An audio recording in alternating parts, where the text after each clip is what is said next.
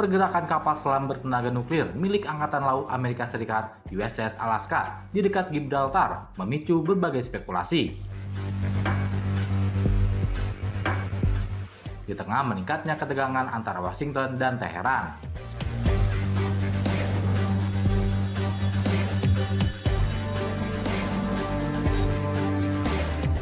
Kehadiran kapal selam kelas Ohio tersebut dilaporkan terjadi tidak lama setelah Presiden Amerika Serikat Donald Trump menyatakan tidak menyukai respons yang diberikan Iran.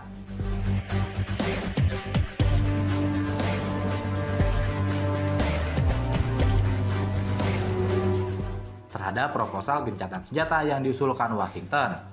Menurut laporan Gibraltar Broadcasting Corporation atau GBC, USS Alaska terlihat tiba di sekitar Gibraltar pada Minggu 10 Mei 2026 malam di bawah pengamanan ketat.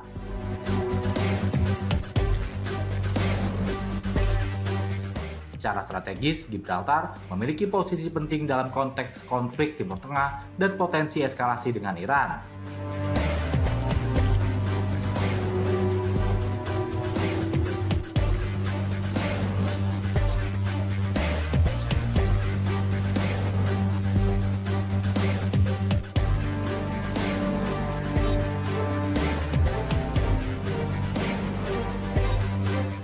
Wilayah kecil milik Inggris di ujung selatan semenanjung Liberia itu menjadi pintu masuk utama dari Samudra Atlantik menuju Laut Mediterania.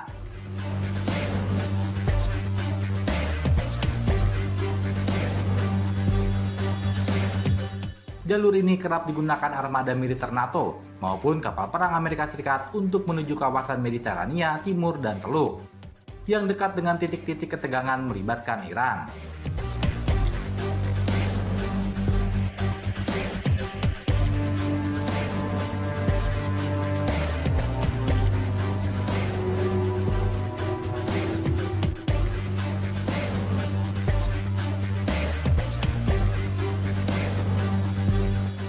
Media itu juga menyebut otoritas menetapkan zona larangan sejauh sekitar 200 meter di area South Mall hingga waktu yang belum ditentukan.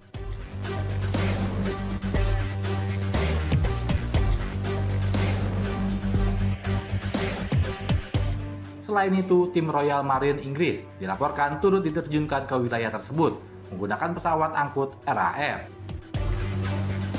Kemunculan USS Alaska langsung memicu spekulasi di media sosial.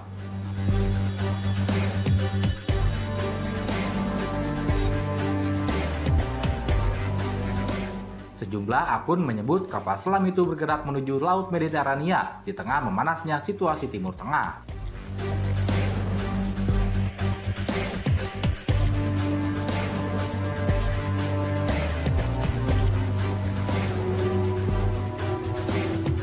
Namun hingga kini belum ada konfirmasi resmi terkait tujuan ataupun misi kapal tersebut.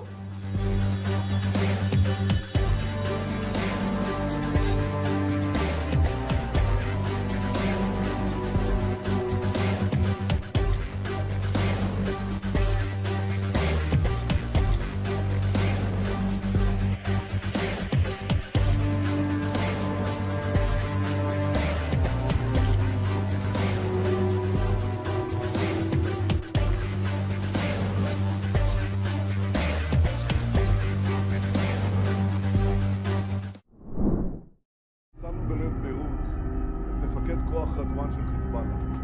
זה אותו מחבל בכיר שהוביל את התוכנית לכיבוש הצפון. הוא חשב שהוא יוכל להמשיך להחליט את ההתקפות במפקדת הטרור הסמויה שלו בביירות. כנראה קרא בעיתונות שיש לו חסינות. Perdana Menteri Benjamin Netanyahu menyatakan keinginannya untuk mengurangi ketergantungan Israel pada bantuan militer dari Amerika Serikat dalam 1 dekade mendatang.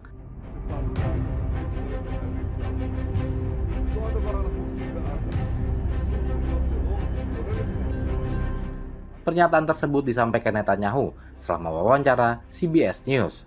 Dalam pernyataannya, Netanyahu mengungkapkan Israel ingin mulai membangun kemandirian pertahanan sekaligus memperkuat hubungan strategis dengan negara-negara Teluk.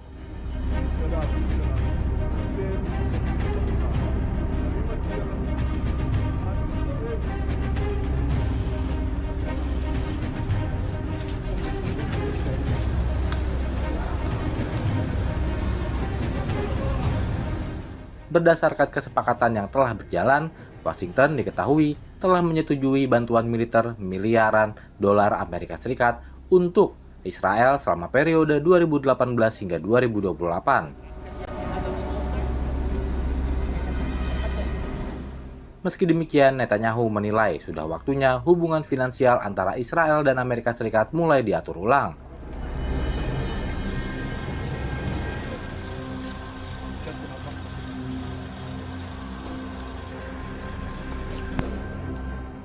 Ia juga menegaskan tidak ingin menunggu perubahan politik di Kongres Amerika Serikat untuk memulai langkah tersebut.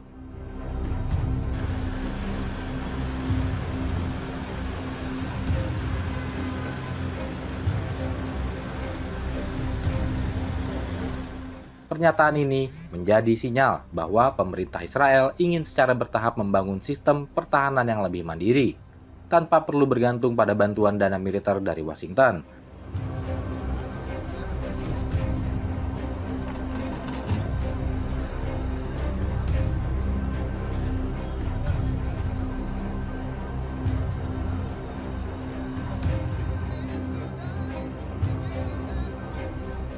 Hubungan erat Israel dan Amerika Serikat selama ini dikenal memiliki hubungan berpartisan kuat di Kongres Amerika Serikat.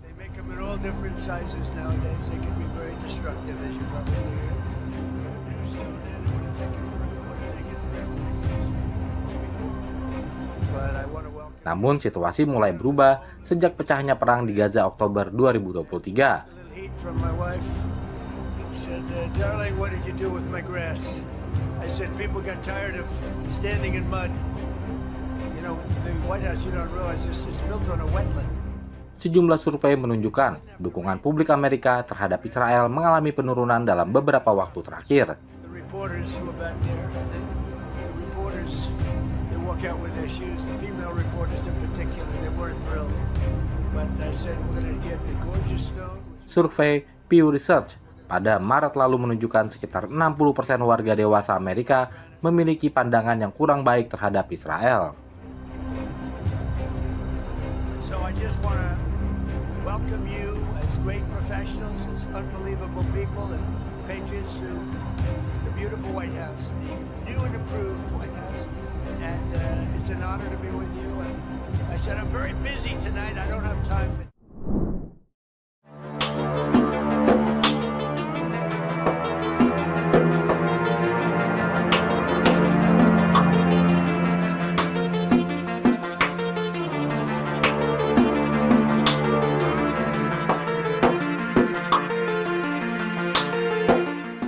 Saudara di Sudan dilaporkan telah menewaskan sedikitnya 880 warga sipil akibat serangan pesawat tanpa awak atau drone sepanjang Januari hingga April tahun ini.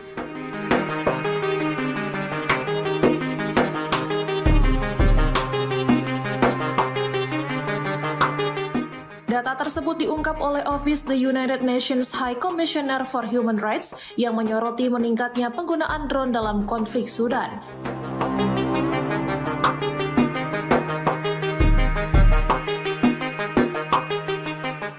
Perang antara militer Sudan dan kelompok paramiliter Rapid Support Force atau RSF sendiri telah berlangsung sejak April 2023. Menurut PBB, lebih dari 80% kematian warga sipil terkait konflik selama 4 bulan pertama 2026 disebabkan oleh serangan drone bersenjata.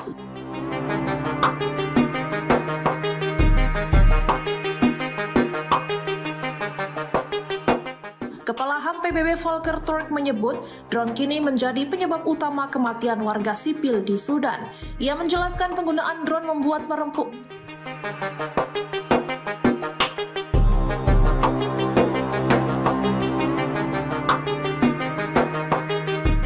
Ia menjelaskan penggunaan drone membuat pertempuran terus berlangsung bahkan selama musim hujan.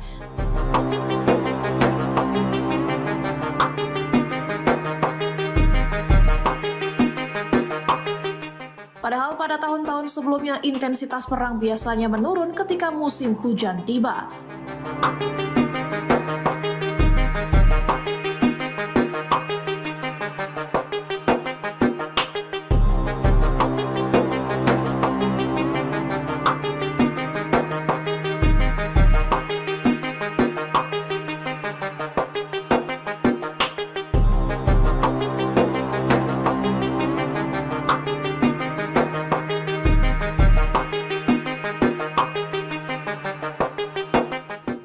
PBB memperingatkan konflik ini memasuki fase baru yang dinilai lebih mematikan dibanding sebelumnya.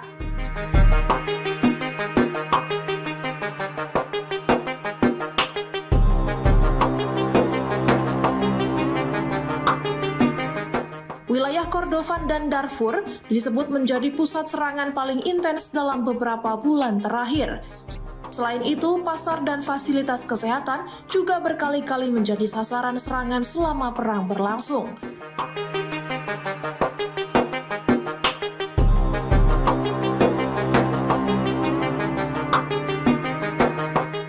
PBB mencatat sedikitnya 28 serangan terjadi di area pasar yang menyebabkan korban warga sipil.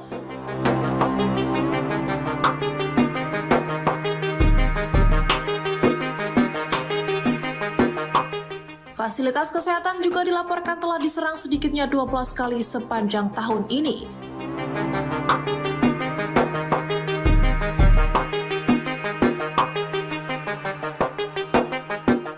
Di sisi lain, PBB khawatir konflik akan semakin meluas ke wilayah lain dan memperparah krisis kemanusiaan serta ancaman kelaparan di Sudan.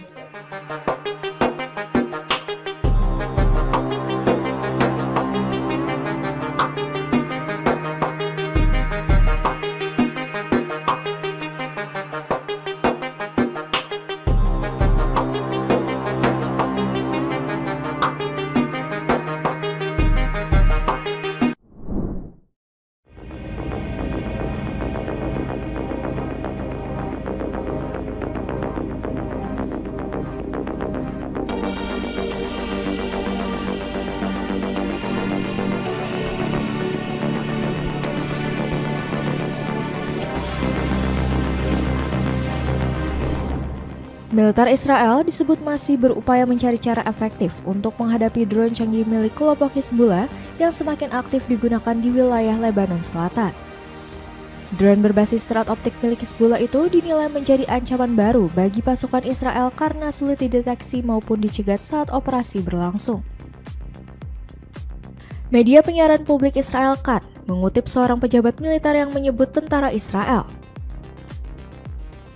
kini mulai menerapkan sistem penargetan pintar di Lebanon Selatan untuk melacak sekaligus mengadang pergerakan drone tersebut. Selain itu, ratusan perangkat penglihatan malam jenis Dagger juga telah dibagikan kepada pasukan Israel guna meningkatkan akurasi tembakan terhadap target bergerak saat operasi malam hari. Dilansir Anadolu Agency, penggunaan drone serat optik oleh Hizbullah terus menjadi tantangan operasional utama bagi Israel di wilayah perbatasan Lebanon. Drone tersebut dilaporkan kerap digunakan untuk menargetkan kendaraan hingga posisi militer Israel. Sementara sejauh ini Tel Aviv masih dinilai belum memiliki solusi efektif untuk mengatasinya. Situasi ini juga sempat diakui langsung oleh Perdana Menteri Israel Benjamin Netanyahu pada akhir April lalu. Netanyahu menyebut ancaman rudal dan drone Hizbullah sebagai dua persoalan besar yang kini dihadapi negaranya. Ia bahkan meminta para komandan militer Israel segera mencari strategi baru untuk menghadapi perkembangan teknologi persenjataan milik Hizbullah di Lebanon Selatan.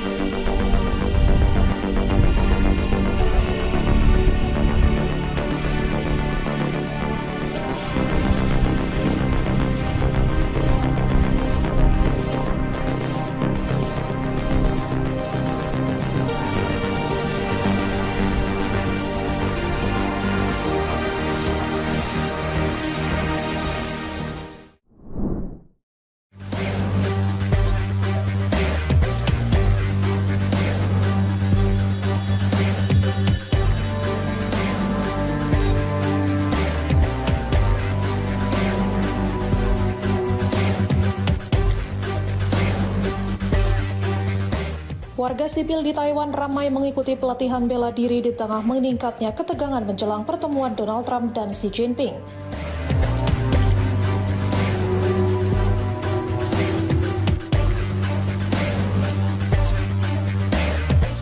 Pelatihan itu mencakup penggunaan senapan airsoft, pergerakan saat baku tembak hingga pertolongan pertama di medan perang.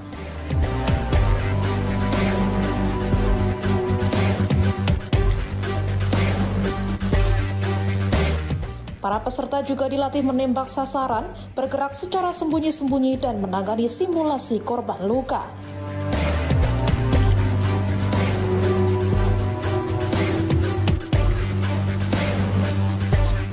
Jumlah warga yang mengikuti kursus pertahanan sipil terus meningkat sejak Cina menggelar latihan perang di sekitar Taiwan pada 2022.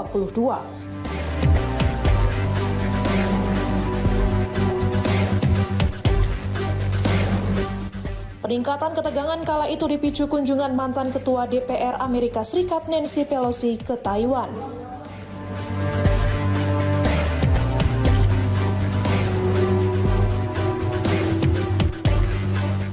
Sebagian besar pelatihan ini digelar oleh kelompok swasta dan organisasi non-pemerintah di berbagai wilayah Taiwan.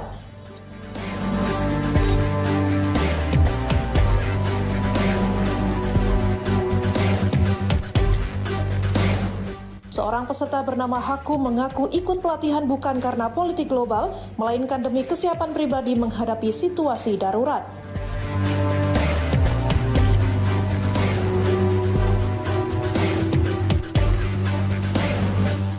Penyelenggara menyebut kelompok pelatihan mandiri dibentuk oleh para sukarelawan yang ingin memperkuat ketahanan pertahanan Taiwan.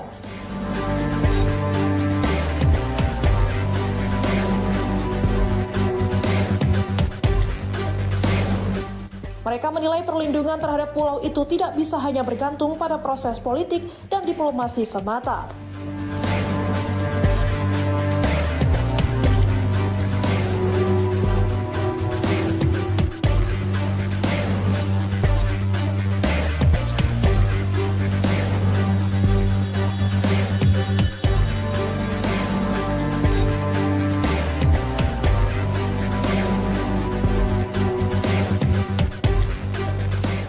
Selain latihan tempur dasar, para peserta juga diajarkan komunikasi radio, identifikasi kawan atau lawan hingga keamanan operasional.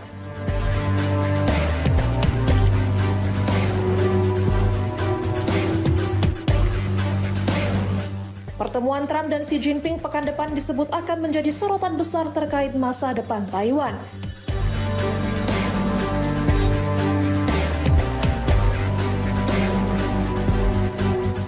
Meski begitu, Amerika Serikat menegaskan kebijakannya terhadap Taiwan tidak berubah di tengah meningkatnya ketegangan kawasan.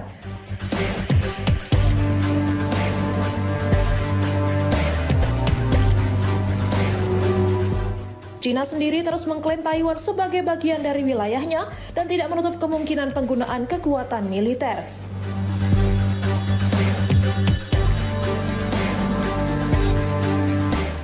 Sementara pemerintah dan warga Taiwan kini terus memantau apakah pendekatan Donald Trump terhadap Beijing akan memengaruhi posisi Amerika Serikat terhadap pulau tersebut.